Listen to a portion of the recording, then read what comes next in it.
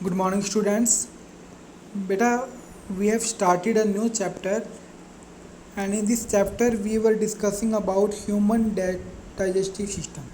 हमने एक chapter start किया था nutrition in food in animals, मतलब कि जो न्यूट्रिशन क्या होता है, फूड एनिमल्स में कैसे फूड का ट्रांसफ़र होता है, कौन कौन सी उसमें स्टेजेस होती हैं जिसमें फूड का ट्रांसफ़र होता है।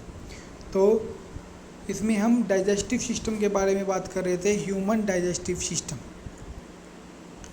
तो हमने यहाँ तक डिस्कस कर लिया था कि इसमें एक बक्कल कैविटी होती है और इस पूरे पार्ट को हम एलिमेंट्री कनाल कहते हैं, और एलिमेंट्री कनाल जो होती है वो 9 मीटर तक लंबी होती है। It is 9 metre long tube.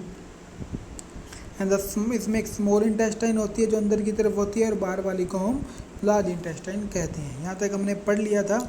तो today we are start injection of food in man. अब मैन में फूड कैसे अंदर जाएगा? Food is taken out the alimentary canal through mouth. हम अपने माउथ से क्या करेंगे? फूड को अंदर की तरफ लेंगे। We food मॉर्स्यूल्स। मॉर्स्यूल्स क्या होता है? जो फूड के नवाले होते हैं, मतलब फूड के जो, जैसे हम चपातीस खा रहे हैं तो चपातीस के छोटे छोटे टुकड़े हम खाते हैं ना, तो उन टुकड़ों को क्या कहते हैं? मॉर्स्यूल्स। तो we put morsel into our mouth. हम फूड मॉर्स्यूल क्या करते हैं? हमारे माउथ में रखते हैं with our hands, and we chew it with the teeth present in our jaw. हमारे जो जा में जो टीथ प्रेजेंट होते हैं उनके थ्रू हम इसको खाते हैं। तो टेस्ट इन विद टंग, हम उसको टंग से टेस्ट करते हैं और उसको हमारी सलीवा के थ्रू उसके अंदर मॉइस्चर मिलाते हैं, मतलब उसके अंदर उसको सॉफ्ट किया जाता है, उसके अंदर नमी लाई जाती है। तो सबसे पहले हम डिस्कस करेंगे टीथ के बारे में।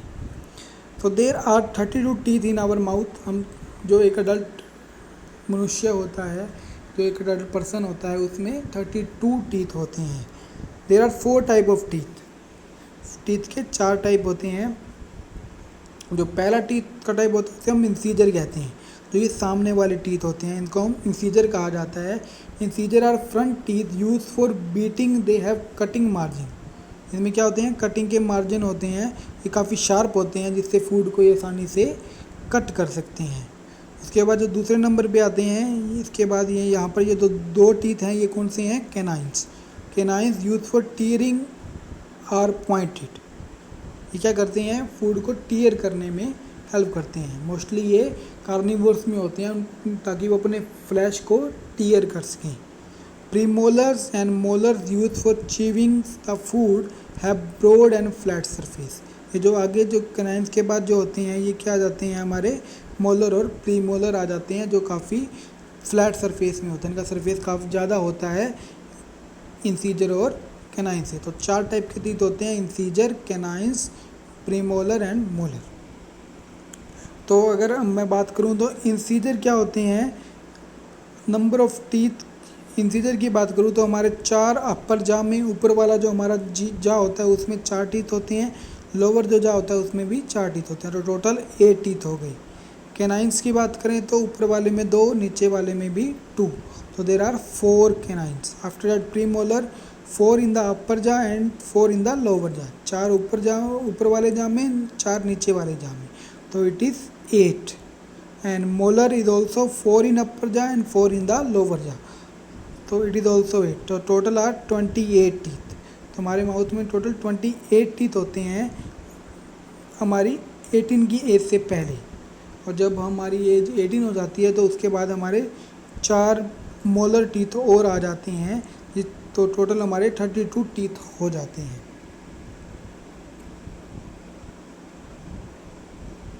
उसके बाद क्या करेंगे हम? Structure of teeth. टीथ का स्ट्रक्चर कैसा होता है? टूथ का स्ट्रक्चर कैसा होता है? So this is the structure of teeth. Each tooth remains buried in the जा बोन्स बाय इट्स रूट। तो हर जो टीथ होता है वो, उसकी रूट होती है, उसकी एक जड़ होती है जिसके थ्रू वो किसी भी जा में पूरा दबा होता है ताकि वो बाहर नहीं निकल सके। अगर हम कोई भी फूड खा रहे हैं तो वो इतनी जकड़ रखा होता है कि वो हमारे फूड से बाहर नहीं निकलता। And the crown remains outside the gum. हमारे जो जम होते हैं, हमारे जो गम होते हैं उससे बाहर की तरफ जो होता है उसको हम क्राउन बोलते हैं। इस वाले पार्ट को, ये हमारा गम हो गई, गम के ऊपर वाला जो पार्ट होता है उसको क्या कहा जाता है, क्राउन कहा जाता है। Incisor and canines have single root. Incisor और कनाइन पे एक ही रूट होती है, लेकिन मोलर और प्रीमोलर में दो तरह की रूट्स पाई जाती है। The crown is formed of dentin. ये जो क्राउन होता है, ये वाला पार्ट, ये किसका बना होता है, डेंटिन का बना होता है। और इसके ऊपर एक वाइट कलर की लेयर होती है जिसको हम क्या कहते हैं, इनामल। इसके ऊपर एक वाइट कलर की लेयर होती है जिसको हम इनामल कहते हैं। और इनामल जो होता है वो हमारे टीथ का सबसे हार्डेस्ट पार्ट होता है। ये जो काफ़ी शाइनिंग वाइट पार्ट होता है, it is deposit on the surface of crown of the teeth. Crown के बाद क्या होता है, इनामल होता है। इनामल जो हमारे बॉडी का सबसे हार्ड पार्ट होता है, इवन ये हमारे बोन से भी हार्ड होता है।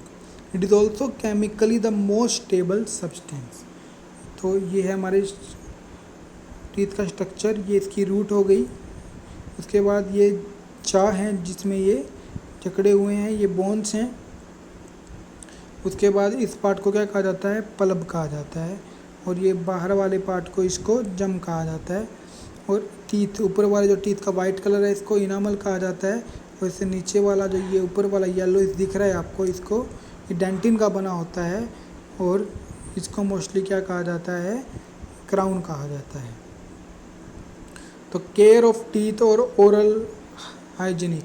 तो हमको अगर हाइजीनिक रहना है तो हमारे जो टीथ हैं वो हमको बचाने पड़ेंगे। Avoid eating sticky and starchy foods, मतलब जिसमें फूड में सबसे ज़्यादा स्टार्च हो, जो ज़्यादा चिपके हुए जो फूड होंगे, जैसे sweets, toffees, chocolate, ice cream, cold drink, इनको हम कम से कम यूज़ करना चाहिए क्योंकि इससे हमारे टीथ ख़राब हो सकते हैं। Brush your teeth properly every day in the morning and at night before going to bed. तो हमको हमारे टीथ को डेली ब्रश करना चाहिए मॉर्निंग में और उसके बाद रात को सोने से पहले। तो इससे हमारे जो टीथ हैं वो स्ट्रॉन्ग रहेंगे, उसमें उनमें कैविटी नहीं आएगी। तो massage your gum gently with brush from both outside and inside. अगर हम ब्रश कर रहे हैं तो हमारी जो गम्स हैं उनको हम दोनों तरफ से हमको ब्रश करना चाहिए, आउटसाइड और इनसाइड दोनों तरफ से उनको ब्रश करना चाहिए। Ensure no neat of particles are left between the teeth. Eat loads of raw vegetable. बहुत से रॉ वेजिटेबल खाने चाहिए जैसे carrot, radish, cabbage, cucumber and fresh fruits. इनसे क्या होगा, हमारे टीथ स्ट्रॉन्ग होंगे क्योंकि इनमें मोस्टली कैल्शियम प्रेजेंट होता है। अगर हम कुछ और डिस्कस करें, मिल्क टीथ क्या होते हैं, जो कि 6 ईयर की एज के बाद जो आने लगते हैं बच्चों को, उन्हें क्या कहा जाता है, मिल्क टीथ कहा जाता है। और इनकी जो नंबर होती है वो 20 होते हैं। ये अगर हम किसी भी छोटे बच्चे के टीथ काउंट करें तो उनके जो टीथ होते हैं वो 20 होते हैं। They do not have molar teeth. इनमें क्या होते हैं, मोलर टीथ नहीं होते छोटे बच्चों में। The milk teeth are replace by permanent teeth between 6 to 8 years of age. जब बच्चे की एज 6 से ऊपर हो जाती है, 6 to 8 ईयर की एज में उनके परमानेंट टीथ आने लग जाते हैं। तो these are secondary set of teeth, they persist throughout life और fall out during old age. ये पूरी लाइफ तक रहते हैं और मोस्टली ये जब हम बूढ़े हो जाते हैं, हमारी ओल्ड एज आ जाती है, तब ये मोस्टली गिरते हैं। तो the permanent teeth are 28 eight number. इनकी जो अमाउंट होती है 28 होते हैं। इसमें कितने मोलर होते हैं, 8 मोलर होते हैं। तो after that 4 molar are added to permanent teeth after the age of 18 years. जब हमारी एज 18 हो जाती है उसके बाद हमारे पास 4 मोलर्स और आ जाते हैं। तो और हमारे जो टीथ हो जाते हैं वो 32 हो जाते हैं। 18 की एज से पहले हमारे पास जो टीथ होते हैं वो 28 होते हैं। After that next term is tooth decay. Tooth decay मतलब टूथ में नुकसान हो जाना, टूथ खराब हो जाने। Healthy teeth are shining white. जो हमारे टीथ, जो हेल्थी टीथ होते हैं जो बिल्कुल वाइट होते हैं, जो चमकते हैं, जो वाइट चमकते हैं। If we do not clean our teeth after eating, our teeth become yellowish because a yellowish and sticky film is formed from food particles. अगर हम हमारे खाना खाने के बाद हमारे टीथ को ब्रश नहीं करेंगे तो क्या होगा कि उसमें जो पार्टिकल्स हैं हमारे टीथ में रह जाएंगे और वो हमारे टूथ को येलोइश कर देंगे, जिसको हम क्या कहते हैं, प्लैक्यू। हमारे टीथ में पे येलो येलो पार्ट आने लग जाना, उसको हम प्लैक्यू कहते हैं। The sugar and starchy food material sticks to the plaque. The bacteria in the plaque convert sugar and starch of food into acid. जो हमारे प्लैक्यूम के पास जो बैक्टीरिया होते हैं, वो बैक्टीरिया क्या करते हैं, इस स्टार्ची और जो स्टार्ची और स्टिकी फूड जो हम खाते हैं उसको वो एसिड में बदल देते हैं। The acids of form dissolve the enamel and gradually damage the teeth. और जो हम एसिड खा रहे हैं धीरे धीरे ये हमारे इनामेल में मिलने लग जाता है और फिर उसको नुकसान कर देता है। इसको हम क्या कहते हैं, टूथ डिके। और इसको हमारे टूथ को ख़राब हो जाना, उसे टूथ डिके कहते हैं। This leads to the formation of cavity in the teeth and cause several toothache. इससे क्या होगा, वो उसे टूथ एच होने का खतरा रहेगा, वो उसे टूथ एक होने का खतरा रहेगा और हमारे जो टूथ है वो काफ़ी दुखने लग जाएंगे, अगर उनमें काफ़ी पेन होगी अगर हम हमारे टूथ को डेली क्लीन नहीं करेंगे। So the build of a plaque at the junction of tooth and gum leads to losing of teeth and may cause tooth loss।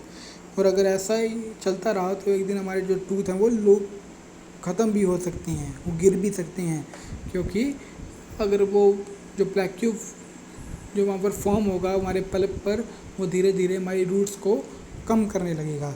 Chocolate, sweets and cold drinks are responsible for tooth decay and tooth loss. तो chocolate, sweets, cold drink से mostly हमारे tooth decay होते हैं, इनको हम कम amount में लेना चाहिए।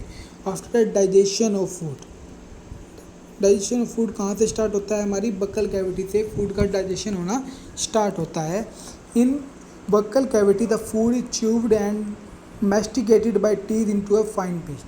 बक्कल कैविटी में क्या होगा, हमारे फूड को छोटे छोटे टुकड़ों में बदल दिया जाएगा, उसको चबाया जाएगा। उसके बाद 3 pair of salivary glands release सलीवा in the buccal cavity. 3 हमारे सैलिवरी ग्लैंड्स क्या करेंगी, सलीवा को छोड़ेंगी।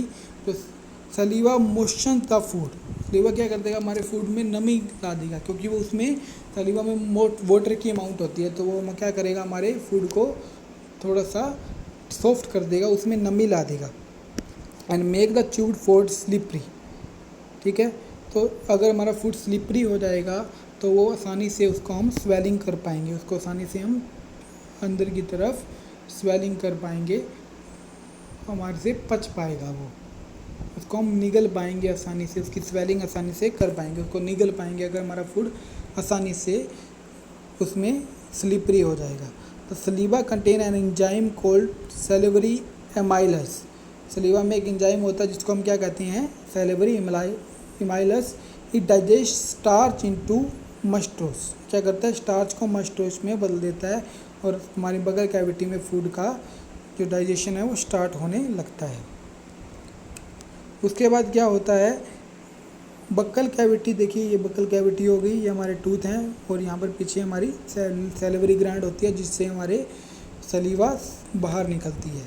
After that tongue, buccal cavity contain a fleshy muscles tongue. Buccal cavity में क्या होती है, एक टंग होती है, जो हमारे बक्कल कैविटी के पास एक टंग होती है। It is attached to the floor of buccal cavity. ये बक्कल कैविटी के साथ कनेक्टेड होती है। Tongue has taste buds. Tongue में हर तरह के बर्ड्स होते हैं। बीटर मतलब कड़वा, तो खट्टे चीज़ को देखने के लिए उसके पास अलग बर्ड्स होते हैं। हमारे टीथ पे, हमारे टंग पे 4-5 तरह के बर्ड्स होते हैं जो कि टेस्ट करती हैं कि हमारा जो खाना है वो खट्टा है या फिर वो ज़्यादा नमकीन है या फिर ज़्यादा कड़वा है। तो ये सब कौन टेस्ट करता है, हमारी टंग टेस्ट करती है। तो टंग के क्या फंक्शन है, फूड को टेस्ट करना। After that mixing of सलीवा with food during chewing. क्या करती है ये टंग, सलीवा को हमारे, जब हम फूड को चबा रहे होते हैं सलीवा को उसमें मिक्स करती है। Turning food in the buccal cavity between the teeth for chewing. Food को बक्कल कैविटी में ट्रांसफ़र करना, उसके बाद फूड की स्वेलिंग करना, उसको निगलना, और बात करने के लिए भी हम टंग का यूज़ करते हैं फॉर टॉकिंग।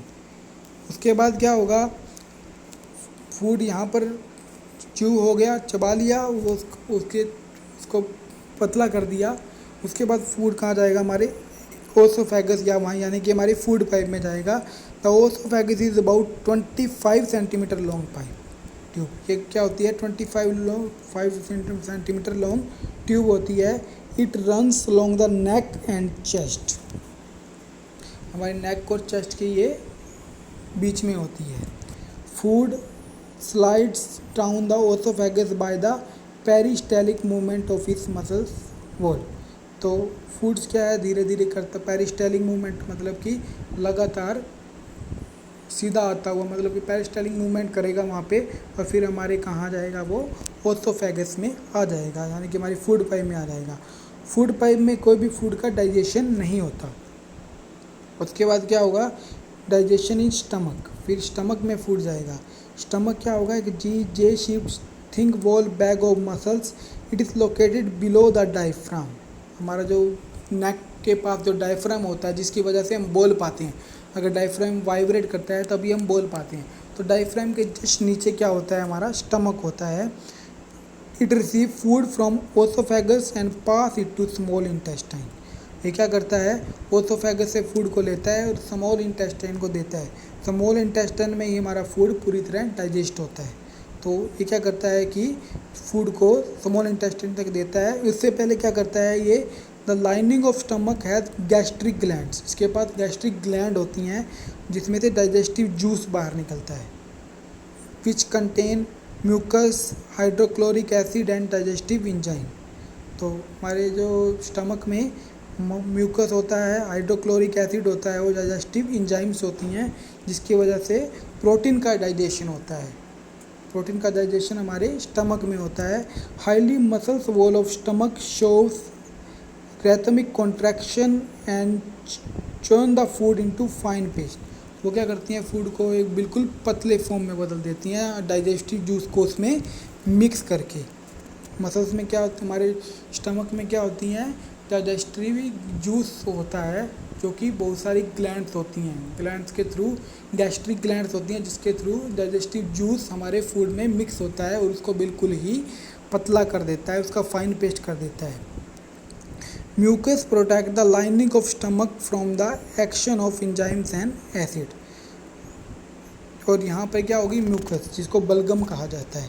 तो mucus protect the lining of stomach from the action of enzymes and acid. Mucus क्या करता है, स्टमक को, हमारे स्टमक को, जो हमारे स्टमक में हाइड्रोक्लोरिक एसिड होता है, तो हाइड्रोक्लोरिक एसिड की ज़्यादा अमाउंट को स्टमक में बढ़ने नहीं देता, ताकि हमारे जो, क्योंकि एसिड काफ़ी हानिकारक होती हैं और हाइड्रोक्लोरिक एसिड काफ़ी स्ट्रॉन्ग एसिड है, तो इसकी ज़्यादा अमाउंट को हमारे फूड में मिक्स ये होने नहीं देता। Hydrochloric acid kills bacteria that enter stomach long with food. Hydrochloric acid का क्या काम होता है कि वो स्टमक में जो बैक्टीरिया होते हैं उसको वो रिमूव कर देता है। It make food acidic for the action of enzymes. ये फूड को क्या कर देता है, एसिडिक कर देता है, यानी कि फूड में एसिड मिला देता है, hydrochloric acid. The enzyme begin the chemical digestion of protein of the food. उसके बाद क्या होता है, जो हमारे स्टमक में जो एंजाइम्स होते हैं वो फूड को डाइजेस्टिव करते हैं। तो यहाँ पे किसका डाइजेशन होता है, हमारे प्रोटीन का। फूड में जो प्रोटीन प्रेजेंट होता है उसका डाइजेशन हमारे स्टमक में होता है। तो food stay in stomach for 2 to 4 hours. Stomach में ये 2 से 4 घंटे तक रहता है। तो when food leaves stomach it is like a thin paste. जब हमारा फूड स्टमक से आगे ट्रांसफ़र होता है स्मॉल इंटेस्टाइन में, तो ये बहुत ही थिन पेस्ट में होता है, बहुत ही पतला होता है। So up to here you will read today. Okay students, read it very carefully. Okay, thank you.